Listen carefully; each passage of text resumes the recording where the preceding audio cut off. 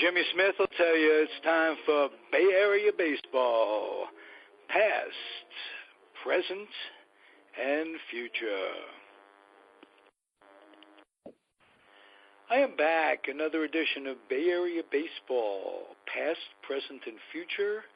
My co-host is Tim Haller, and generally speaking, this whole thing is designed for fun and enjoyment, and the Bay Area has been rocked in the last day or so by the passing of two very, very important people. The Giants lost Jimmy Davenport.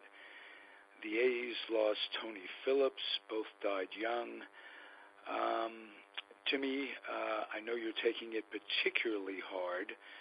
He was a member of your extended family, the San Francisco Giants. Your dad was a catcher for them and a teammate of Jimmy's. I've invited Bruce McGowan, a prominent Bay Area sportscaster, journalist, to share some words about both these guys. First, Timmy, if you would. I know this hit you hard. Yeah, this is not an easy time for us,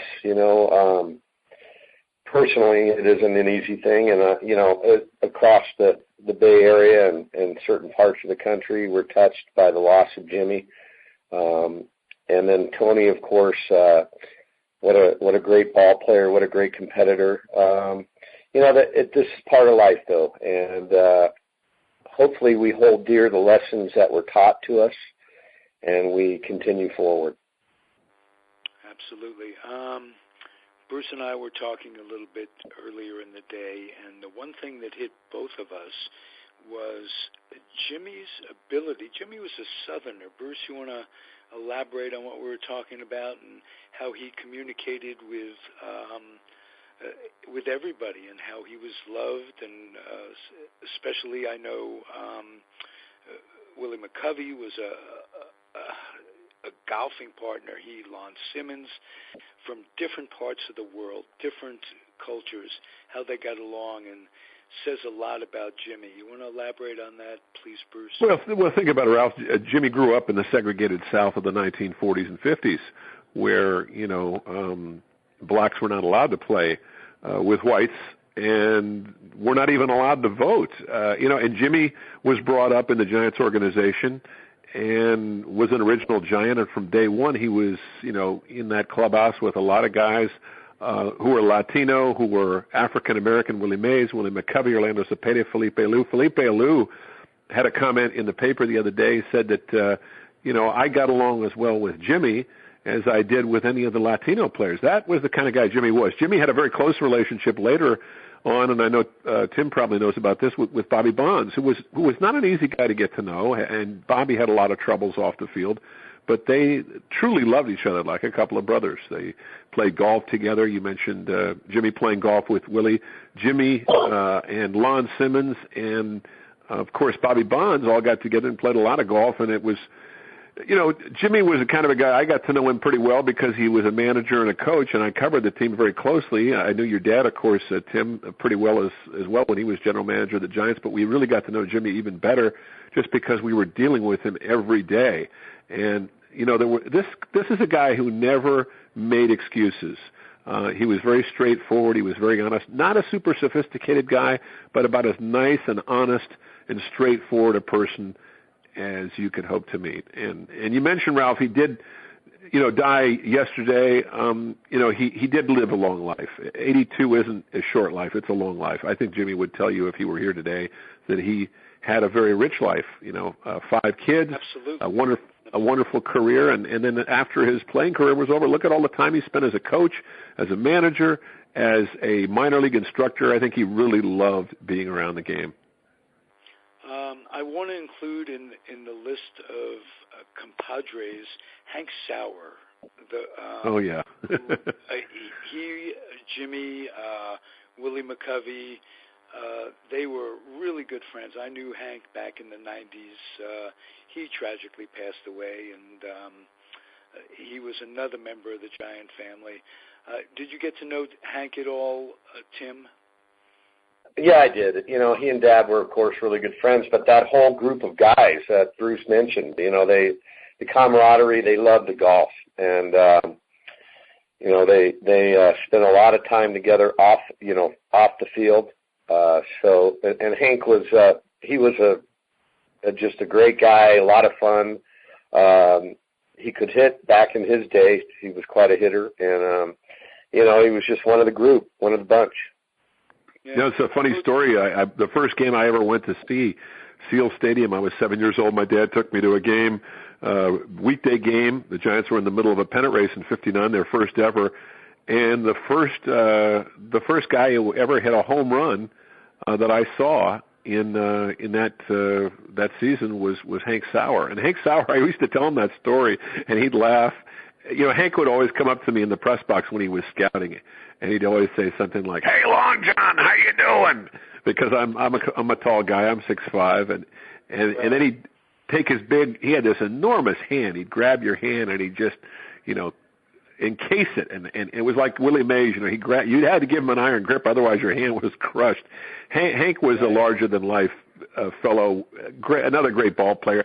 It is sad when these guys pass along. You know, so many of them were of my dad's generation and of you know, Tom Haller's family. Of course, you know, you're talking about guys that played back in a different time when I think baseball, I hate to say it, as great as the game is today, I really think the best time for baseball was the 1960s, before you had too much expansion. And, you know, you had the inclusion of all these great African-American and Latino players for the first time, and you had such a concentration of great players. And, you know, Jimmy was a pretty darn good player. He was a Gold Glove third baseman. He was on that great 62. Third baseman as anyone in the National League. He was really good. The only third baseman I ever saw that I thought was better, might have been better, was Clete Boyer. I think Brooks Robinson was probably as good as those three, but certainly not better. And an argument can be made for either of them. Jimmy was really good, and I had one other thought about Jimmy, that in 1962, when they were so deep a team that they could afford against left-handed pitchers to bring Harvey Keene in to replace McCovey. There were times they'd bring Keene into third and move Davenport over to second against the lefty, and leave McCovey in. He was a very, very good fielder, not just at third. He could play a little second base, and I thought he added. It was a very deep team, and I thought he really helped solidify that 1960s. Well, one thing you have to remember, too, the only reason Jimmy lost his job at third base in the mid-'60s was a guy named Jimmy Ray Hart that came up, who was just, you know, a terrific power hitter. Jimmy Ray Hart was not a great fielder, but a good fielder, but he complemented Mays and McCovey so well. So the Giants just had an embarrassment of riches. If they'd only had another pitcher or two, they probably would have won a couple more pennants. And, of course, if they played in this day and age, they would have been in the postseason several times, because they always kept finishing second to either the Dodgers or the Cardinals. But, you know, and we should mention Tony Phillips, too, because, you know, I was lucky enough working at KNBR, and before that, you know, covering the A's from 81 on a regular basis, to get to know a lot of those guys. That was a fun clubhouse. It's very sad what has happened to that team, the 89 championship team, with Dave Henderson dying just a couple months ago of a heart attack, with Bob Welch, the former Dodger, and, you know, there's just a great pitcher with the A's dying of cancer, and now suddenly Tony Phillips passes away. And all three of those guys were kind of larger-than-life characters and wonderful people to talk with, and very passionate. Tony Phillips was a terrific all-around player who you could put him anywhere. Second base was normal position, but he could play the outfield. He could, play basically anywhere in the infield. And he was a good hitter, a decent hitter, not a great hitter, but he had power. He had about 165 homers during the course of his career, and he kept playing up until just a few years ago.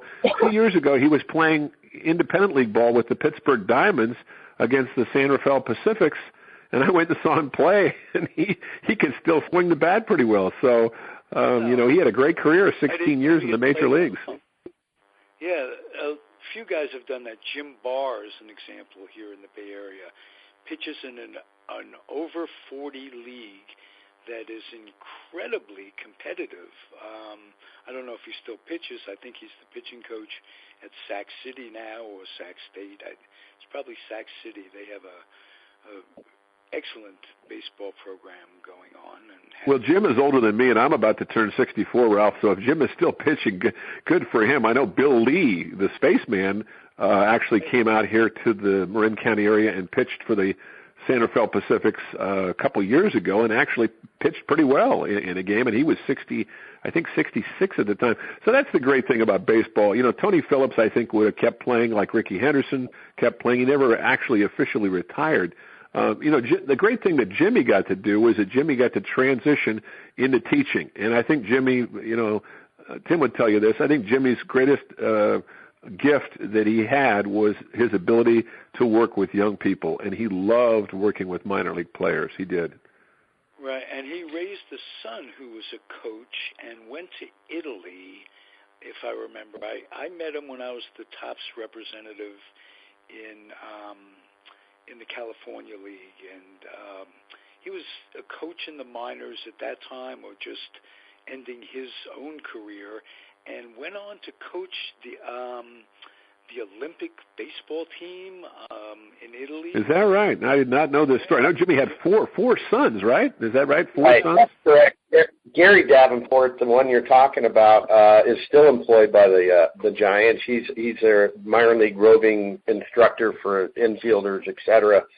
But Gary and I were drafted, ironically, one round apart from each other in the '81 draft by the Giants. Wow. Gary went on, and he finished out in Double-A in Shreveport, and then went to Italy. And as Bruce said, he got very involved with the Italian baseball program over there, coached with them in the Olympics. And Gary, he's a chip off the old block, really. He's so much like his father, just so loving and giving. He loves working with these kids and developing them. He managed the San Jose Giants one year, or not the San Jose Giants, but the Everett Club, or the Pacific Northwest Club. Kaiser Salem, and for about 3 years he worked as the hitting coach in San Jose. So, and a lot of his kids, his tutelage, a lot of those guys now are in the big leagues. Well, I have to tell you a quick story, guys. Yesterday I was working at... Pablo was one of those guys, excuse me. Yeah. Oh, that's okay. I just got to tell you a quick story. I was working yesterday morning. I'd been filling in for my buddy Rich Welkoff on KGO on the morning sports, and I was finishing up my shift. And now that they've limited their sports updates to just mornings, we have to record some features for the afternoons that will run in the afternoons. And I had just finished recording 4 features on the Giants and the Warriors, who, of course, the Giants starting up spring training a couple days ago, the Warriors in the midst of just beginning a long road trip, having such a great year. And I had just finished doing that, and our traffic reporter, Mark Nieto, said, oh, my gosh, I just saw something here on Twitter that Jimmy Davenport died. Oh, my God, and I knew Jimmy had been in bad health. He'd had cancer. And so I was feeling really badly about that. And so I was thinking of recording these things after I had spent, a couple hours doing this. And then literally within about a minute of that, he says, oh, my God, you're not going to believe this, Bruce. Tony Phillips has died. And it was just boom, boom. So what we did was we did record another one, but unfortunately I had to get out of there because I was on my way to a meeting in Marin County. And I made sure that our afternoon anchors mentioned this because, how often do you have two guys who are pretty important parts of their teams during some great eras, die the same day? With Tony Phillips, it was really, when Jimmy had been in ill health, he had cancer, he was fighting a good fight, but he was 82, almost 83 years old. Tony Phillips was only 56 years old. I mean, as far as we knew, he hadn't had any problems. Now we understand, he was an intense guy. He did like to party. He did play to the hilt, and I think sometimes a lot of these guys, Bob Welch had some problems off the field early in his career. They're wound kind of tight, and some of that stuff eventually, comes back to bite you. The cumulative effect of some hard living or just some intense, personal, emotional feelings that are there for a long time. And one thing I remember about Tony Phillips. He had a great sense of humor, but boy, you did not want to get him angry because he had a volatile personality, and it was a part of his persona that I think made him a great player. It was a part of his personality that made him an interesting person, and he was basically the kind of a guy who just loved to laugh at life. He loved to laugh. He loved to have a good time, and that was a clubhouse. I have to tell you guys this, that, with Canseco and McGuire and, people like that, sometimes it was a little ridiculous, but you had Stewart, you had Dennis Eckersley. I mean, these were wonderful people with great personalities, and Tony Phillips was a supporting cast member. Good guy. But Henderson was terrific guy, too, in that club. He was, always in a good mood. And, and Hendu, not to get off on a tangent here about him, but he had been a broadcaster up in Seattle. That's where he started his career. He had gotten back there and worked with the Mariners on television, quit his job up there because he was taking care of his son the last 3 or 4 years. His son was developmentally delayed, and he was literally putting all of his time into taking care of that boy, who was probably, by the time Dave died, was in his, I'd say, mid to late 20s, and Dave was taking care of him by himself. I don't know what's happened to his son. I'm sure that that Dave left enough money and had friends, but boy, that's a tough loss because he and his son were very close. Yeah, that's terrible. Yeah, well, it's part of life. We try not to get too down about these things. It's just, it's my dad who passed away a couple years ago, and Tim's dad died suddenly after getting that strange disease when he was out. I guess he was out. Well, what happened to your father a couple years ago? Because it was the strangest thing. He went off on a camping trip or a hunting trip, and he contracted some kind of virus, and then the next thing you know, he was in the hospital and never recovered. What happened?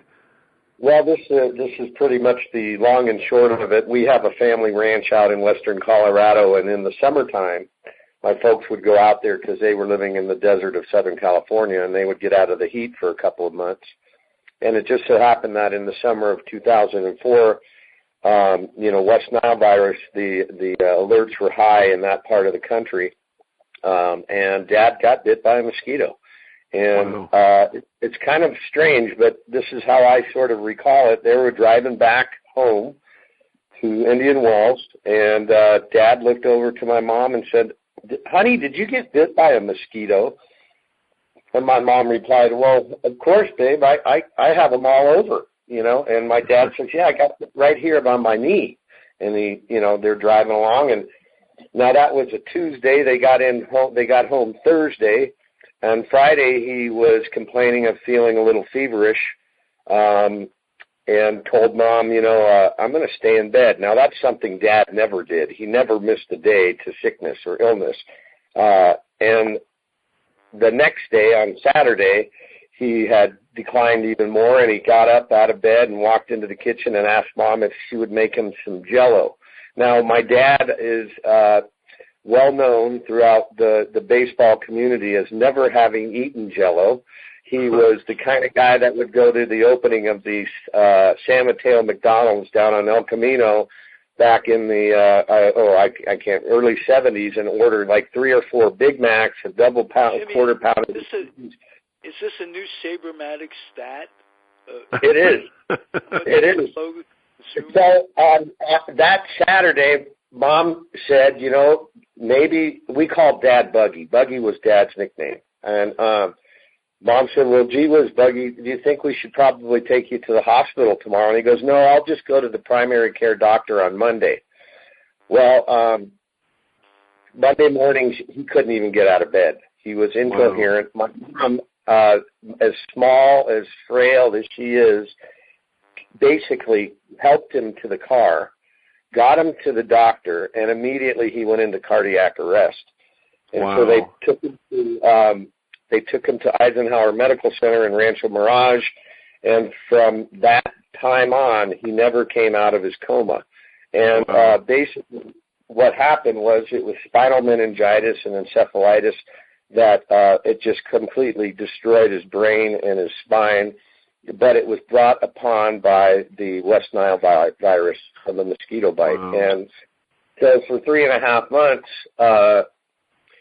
he was in intensive care and fading quickly, and on November 26th, we took him off life support of 2004.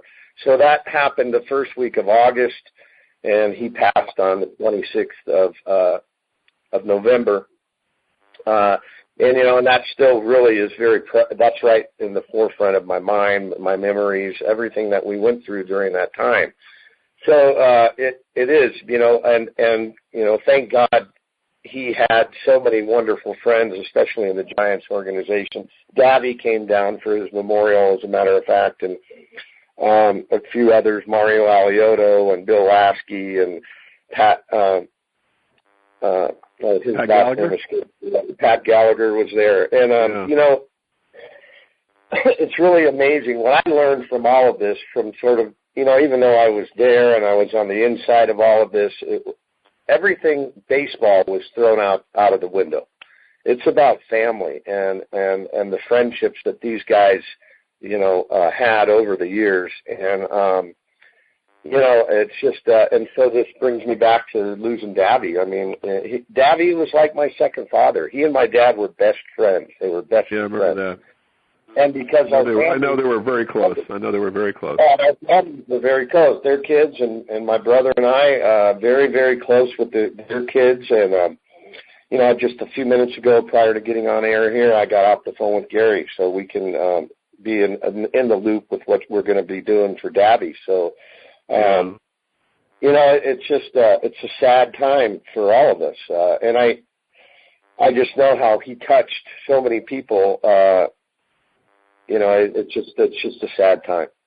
Well, your dad was a good guy. Jimmy Davenport was a great guy. And I'm thinking of my own father, but my own father got to live to be 93, and watching him fade the last couple of years was tough. And yet at the same time, he had such a rich life and so many great experiences and so many friends. And I think that's the things that make you feel, gives you some comfort when someone goes, if they had as long a life as Davey did, because as you mentioned, I mean, he did everything he wanted to do in life. And, as you said, he treated people with great, not only great respect, but he wanted to make, the ball players better people and better players. He took great pride and great pleasure in doing that. And I think your dad was the same way. And there are a lot of people like that in sports, and I don't want to get off on a tangent about this, but I think one of the things that drives me crazy as a media member all these many years, it's been 41 years I've worked in broadcasting and a little bit in writing and some television, is that oftentimes those of us who do the reporting on the air and do the coverage, lose sight of that, and we're more into the quick hits and the silly behavior and the nonsense and some of the problems these guys, a certain number of them have off the court. And it's a small percentage. It really is. Generally speaking, most of the guys who play professional sports are not extraordinary people, but they are extraordinary at doing one thing, which is playing sports. But they're just regular guys who are decent people. And, when they pass on, as Davey and Jim, Tom and Tony Phillips do, we miss them because they're just like our friends. They're our family. They're our buddies. So, and now I'm getting all, emotional here. I've had the privilege of working in that industry for several years now, in the death industry, and I don't care what anybody actually says.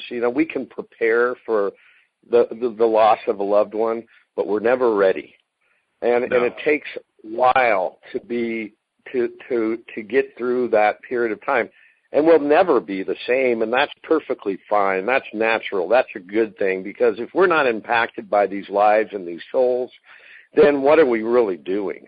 I'm going to take with me to my grave all the lessons in life that Jimmy Davenport gave me. I can tell you that right now. And, you know, I was fortunate enough to see him probably 20 times over the last 4 years because I was living and working up in the Bay Area in Burlingame, and I would stop by the house. I'd just go by the house and pop in and have a cup of coffee and shoot the crap with them, you know, and see how everybody's doing. And one night, Jimmy and I had the opportunity. I drove him down to San Jose. He wanted to look at some of the minor league players, so we went together.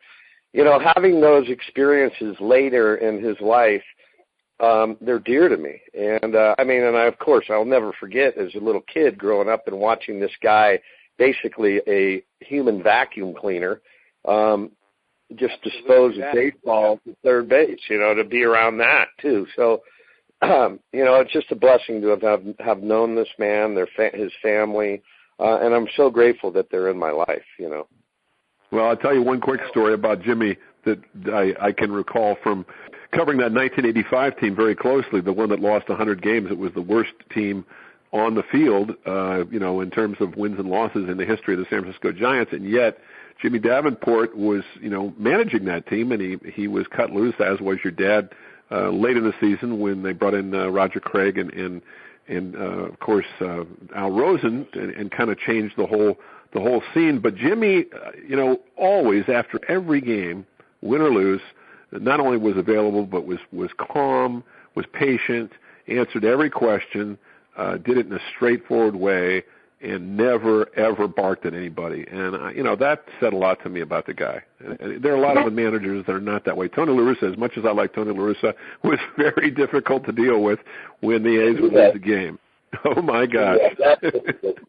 I didn't know Jimmy Davenport like you guys know Jimmy Davenport, but Jimmy Davenport was the kind of guy I like. He was colorblind. It did not matter if you were black, if you were white, if you were Latin, if you're Northern, Southern. It didn't matter. He cut through that. Very few people can do that. Pee Wee Reese did that. He was able to do that and help Jackie Robinson.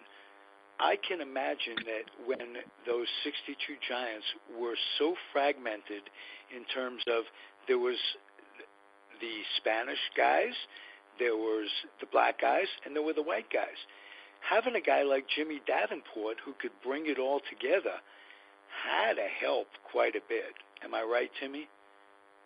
Absolutely. I mean, and really, all those guys that I even, you know, can recall, even the Southerners like Gaylord Perry and all of those guys, they were a tight unit. There was no prejudice. There was no racist stuff. I know, and Bruce will recall, and Bruce, we can reminisce about this, the lovely article Lowell Cohn wrote about my father in 84 or 85 about all vanilla and no chocolate. He was so off there. It was really an awful expose of my father, because my dad didn't have any hatred or he was colorblind too, and I grew up in that home, and I heard him talk about how he loved everybody that he played with and worked with. And it was an unfortunate thing, but all of those guys, you know, and especially Davy, they were just a group of guys that played hard. They were good, and they wanted to win, you know. And these were brothers. These guys were all tight, and you know, Dad and Juan were extremely close. You know, Dad was his catcher for years, and you know, but not to mention Cha-Cha, you know, Orlando and all of these other fellows. These guys bonded together, and I never had a hint of any animosity or racist stuff going on. I grew up in a very diverse cultural place in San Mateo where I was a minority, you know, and I was colorblind too. So, you know, it's an unfortunate thing that we bring to light sometimes the racial, you know, this insight that people think that they need to expose to everybody. But I really think in the depths of our culture, there's some really good people that don't care what color you are. No question. I think that's especially true in sports. Especially true in sports. Yeah, absolutely.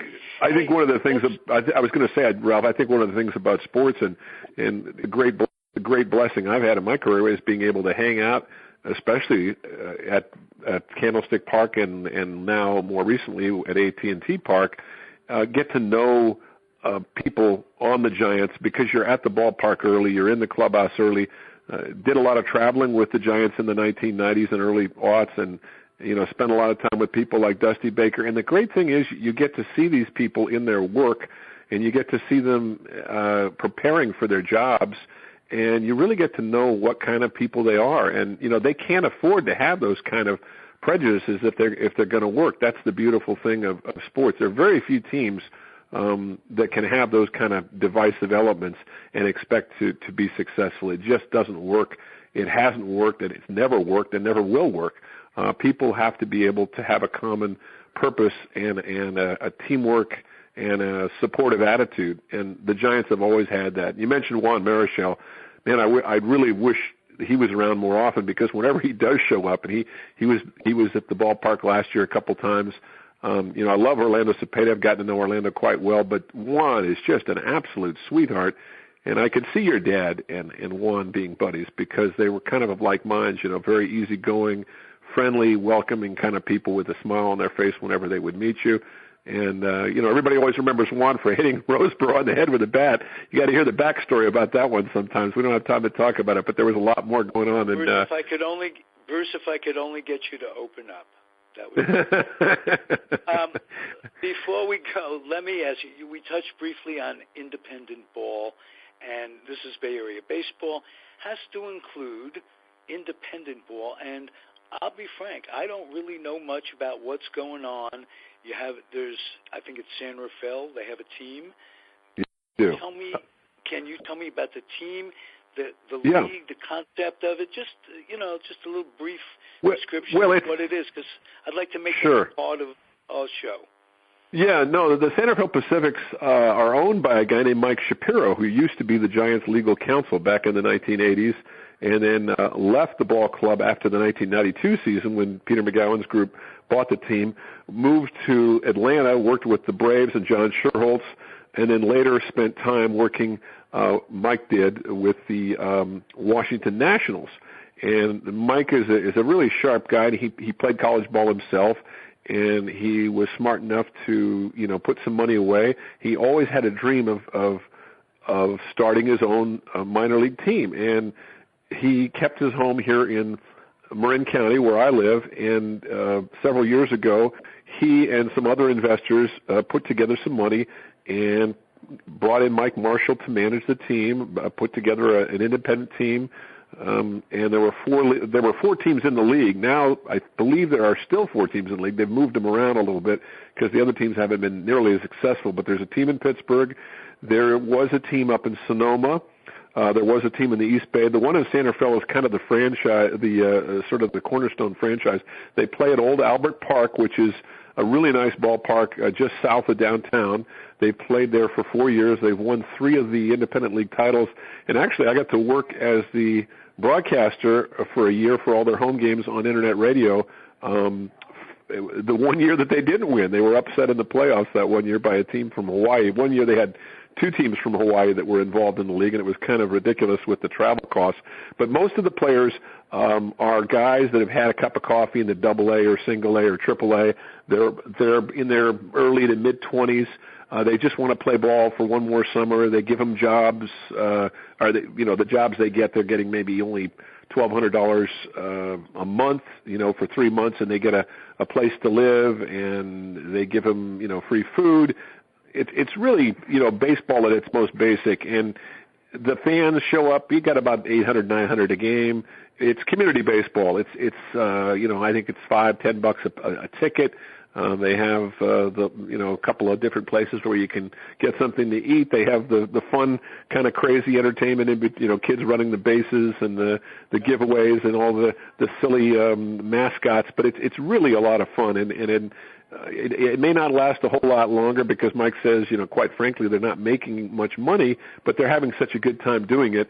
And even in Marin County we are kind of a unique place with people with a lot of money who don't really want to watch minor league baseball. They're still getting almost 1,000 fans a game. So it's done very well thus far, and I'm hoping that Mike will, bring it back for a few more years.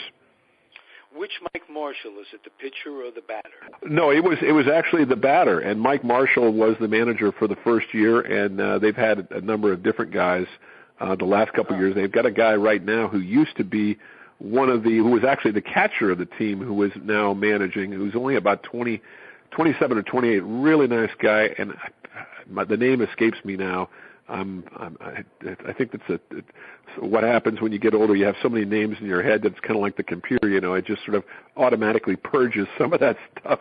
Matt Cavanaugh, that was his name, I believe. Yeah, and Matt is I believe the fellow's name is Matt Cavanaugh. No relation to the former quarterback who quarterbacked with the 49ers back in the 80s. That's the Cavanaugh I was thinking about. Yeah, he was a backup, a pretty good one to Joe Montana and Steve, actually before Steve Young came along. Right. You do have an encyclopedia memory. Well, some of it is fading away, unfortunately, because, like I said, there's just too much information, and I'm not working full time anymore in the profession, so I'm not as steeped in all this stuff as I used to be. I still work, about 100 days a year. I still go to about 70 football, basketball, baseball games. And you're a house dad, a stay-at-home dad, and that's work. Yeah, no, it's a lot of fun. That is the best. Fun, not just fun, but intense work too. Well, not only that, you got to get Gus out for a walk here and there too. Yeah, and I write way too many political columns on my Facebook page, but I have such a good time doing it because my conservative friends check in and we banter back and forth, but it's all in good fun. I've only had to unfriend one of them. No, we don't. This is one of the few podcasts that I put out that we don't do politics whatsoever. But there's no reason to do it when we're talking sports tonight.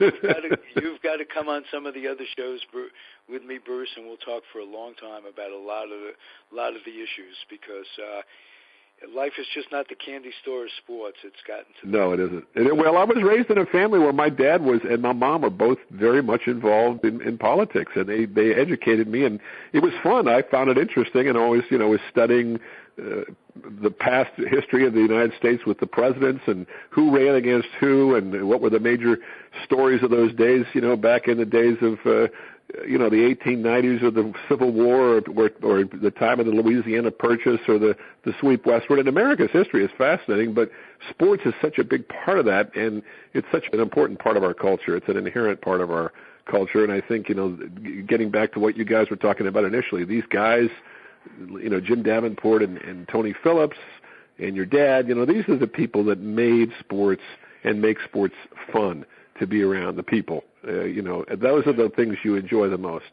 You really do. Okay, guys. Hey, listen, it's been terrific. Thank you for lighting it up. You made it easier certainly for Timmy. It's a personal loss for him. It's a loss for all of us. And Timmy, if you do talk to the Davenports again in the next few days, please remember them from me. I feel terrible. Well, I appreciate it. And, Bruce, it was great having you on tonight. Your insight and candor is awesome. I know that you and I had crossed paths in the clubhouse at Candlestick on occasion, but that was a long time ago and a lot of brain cells ago for me. So me too, my friend. Me too. It's good to reacquaint, and I'm grateful that we had this time tonight. Well, I am too, and it's been a lot of fun. And thanks so much. And again, your dad was a super guy, and we will miss Davy a lot. It's a tough time.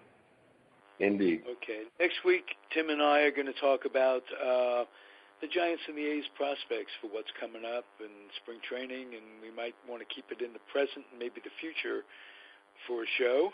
Are you up for that, Timmy boy? I'm all over it like a bum on a bologna sandwich. Love it. Thank you, Bruce.